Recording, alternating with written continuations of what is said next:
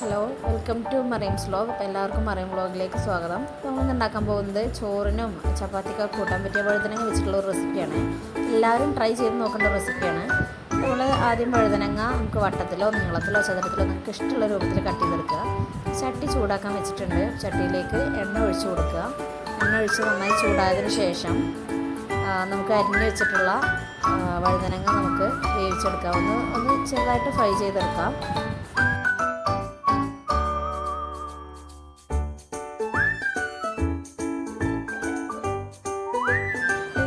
ഇത് നന്നായിട്ട് ഫ്രൈ ആയിട്ടുണ്ട്. നമുക്കിത് ബാക്കി എല്ലാ പീസുകളും ഇതുപോലെ ഒന്ന് ഫ്രൈ ചെയ്തെടുക്കാം.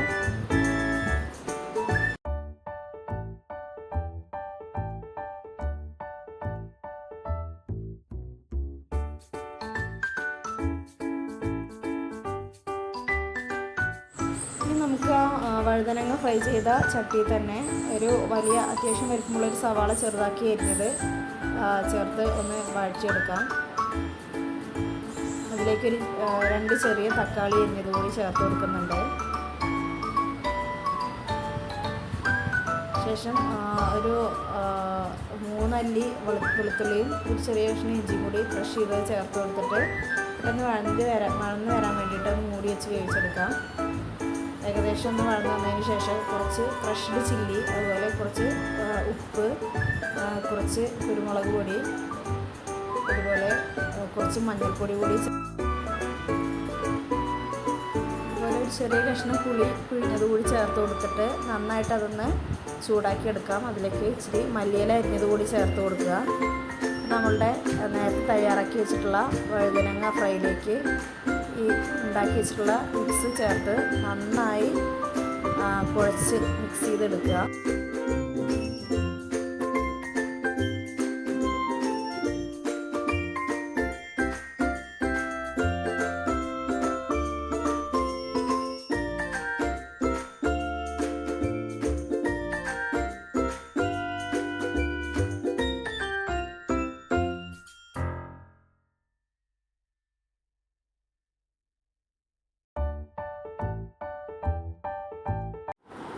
അങ്ങനെ നമ്മുടെ വഴുതനങ്ങ മസാലക്കൂട്ട് റെഡി ആയിട്ടുണ്ട്. ഇത് എല്ലാവരും മസ്റ്റായിട്ട് വീട്ടിലുണ്ടാക്കി കൊടുക്കുക. കുട്ടികൾക്കൊക്കെ ഇഷ്ടമാവും. എല്ലാവരും വയറ് നിറച്ച് ചോറ് കഴിക്കും ഇങ്ങനെ വഴുതനങ്ങ മസാലക്കൂട്ടൊക്കെ ഉണ്ടാക്കി കഴിഞ്ഞാൽ. നോക്കി നോക്കാം, നല്ല ടേസ്റ്റാണ്. കഴിക്കാനും കാണാനും നല്ല ഭംഗിയാണ്, കഴിക്കാനും നല്ല ടേസ്റ്റാണ്. അപ്പോൾ എല്ലാവരും വീട്ടിൽ ഉണ്ടാക്കി വെക്കുക. അപ്പോൾ അടുത്തൊരു വീഡിയോ ആയിട്ട് വീണ്ടും വരാം.